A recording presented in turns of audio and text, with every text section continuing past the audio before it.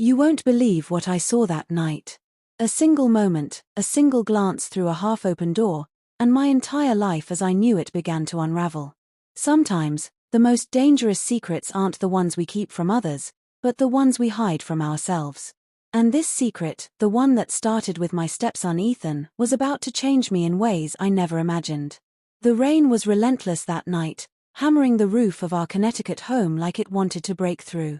The storm outside was nothing compared to the storm brewing inside me. I stood frozen at my bedroom door, my hand trembling on the knob. My heart thudded so loudly I was sure it echoed down the hallway. Because hours earlier, I had stumbled across something I was never meant to see. And in that single moment, a line was crossed inside my mind, a line that would never disappear. My name is Laura Bennett. I was 38 years old, a wife, a stepmother, a woman who thought she had her life figured out. On the outside, everything looked perfect. My husband Michael was a successful financial consultant. We lived in a pristine colonial house with manicured lawns and hydrangeas blooming along the porch. From the outside, we were the American dream. 2 cars in the garage, polished dinners on the table, a stable marriage. But the truth was different. Behind closed doors, our marriage was hollow. Michael worked late, traveled constantly, and when he was home, he treated me with a polite distance as though I were a colleague rather than his wife. His touches, when they came at all, felt mechanical. "How was your day, Laura?" he'd ask, his eyes already glued to his phone. I stopped hoping for warmth. I stopped waiting for him to notice me. I was invisible inside my own life, my loneliness growing heavier with each passing day. Then Ethan entered our home. He was Michael's son from his first marriage, a 19-year-old who had been forced to move in with us after things fell apart at his mother's house. I hadn't seen much of him before then. He was quiet, polite, guarded, with dark hair that always fell into his eyes. He carried himself with a weight no boy his age should have to bear.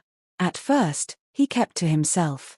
He mumbled thanks at dinner, shrugged when I asked about his community college classes. But there was something about his gaze, something intense, watchful, that I couldn't quite put into words. At first, I told myself I was imagining it. That maybe I was projecting my own loneliness onto him. I tried to keep my distance. I played the role of the dutiful stepmother, smiling, cooking meals, making sure the house was in order. But then came the night everything changed. It was an ordinary Tuesday.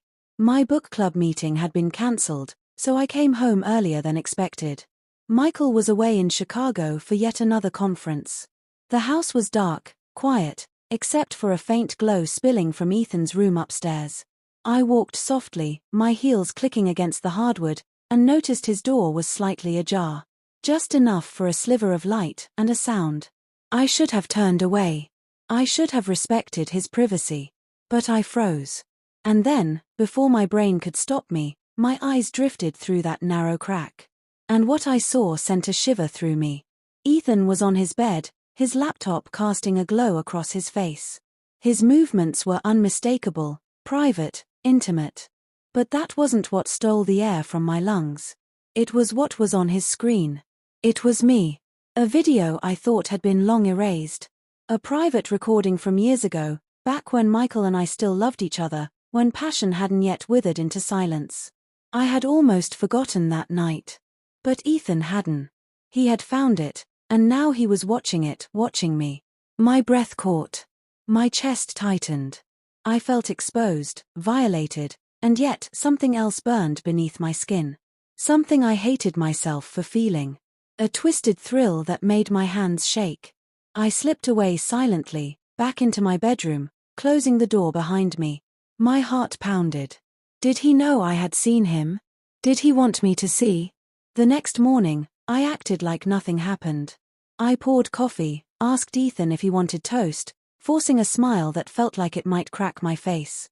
He said yes, his voice flat, his eyes meeting mine for only a second before darting away. But I knew. And so did he. From then on, everything shifted.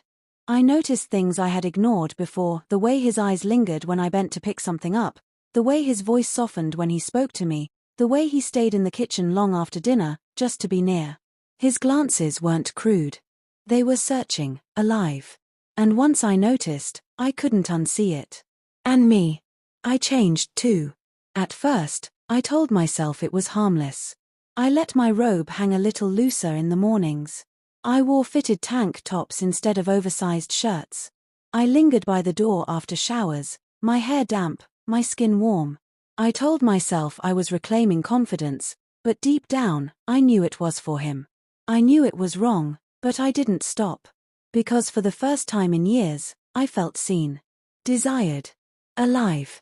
The tension grew in small moments, a brush of his hand when he passed me the salt, his shoulder grazing mine in the hallway, the quiet way he said, "You shouldn't have to do this alone," when he carried grocery bags in for me. Simple words, but they broke me.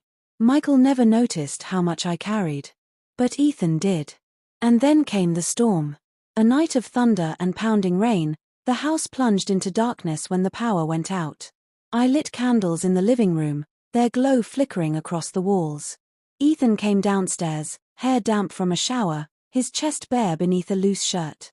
He sat across from me on the floor, the candlelight between us. We talked, really talked, about fears, about loneliness, about the ache of being unseen. And then I asked the question I had been carrying in silence. "Why that video, Ethan?" His eyes met mine, unflinching. His voice was steady, but soft. "Because it was the only time I ever saw you being loved." The words shattered me. My breath caught, and the dam I had built to hold back years of loneliness cracked wide open. He reached out, his hand brushing mine, waiting for me to pull away. But I didn't. His touch was careful, reverent, as though I were fragile but precious. And when he leaned closer, when his lips touched mine, I didn't stop him. I kissed him back. In that moment, the storm outside vanished. All I felt was heat, longing, release. For the first time in years, I wasn't invisible. For the first time, I was wanted. But when the morning came, so did the crushing weight of reality. I avoided him, hid behind chores, silences, excuses. I told myself it could never happen again. But the truth is, once that line is crossed, nothing is ever the same. This isn't a story of excuses. It's not a plea for forgiveness. It's the truth of how loneliness can twist even the strongest heart. I don't know if what I did was unforgivable or just unbearably human. But I do know this: sometimes the hunger to feel alive again pushes you into the very fire you swore you'd never touch.